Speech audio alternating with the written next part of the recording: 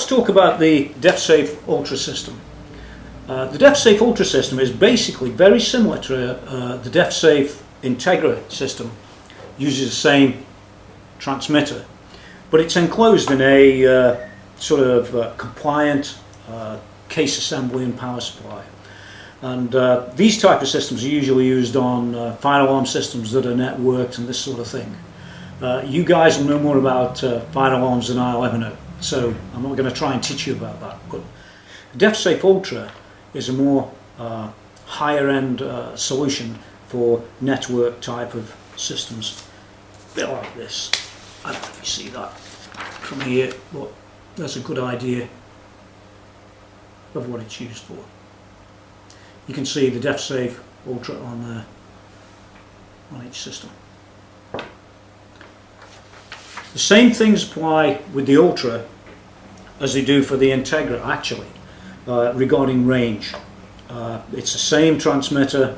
The transmitter will only do probably 80 meters. So if you're going to want to get further than 80 meters, 50 to 80 meters, depending on your building, everything depends on the building. Well, then you're going to need a signal boost repeater.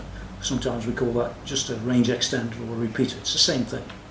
But that will actually extend the range for up to 2 miles in open air. Obviously in a building, signal comes down. We've done some buildings reasonably recently where we used 4 signal boost repeaters for a half a square mile building. And that wasn't an open plan, half a square mile. It was with corridors and things like that. So it just gives you an idea of the sort of equipment you might need on a given site. We'll cover all those things on another video.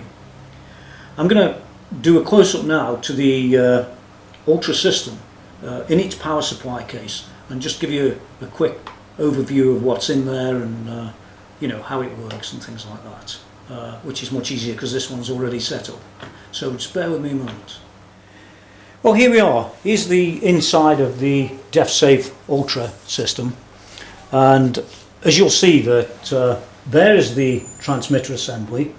We have it onto a connector assembly, so you can put this one set up to fire 1, fire 2, fault 1 and fault 2.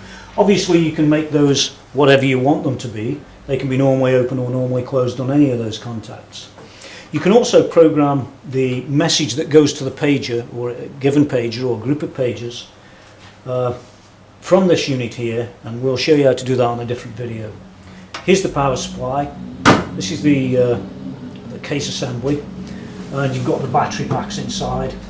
This one's just a prototype, but it's good enough for showing you in a quick video.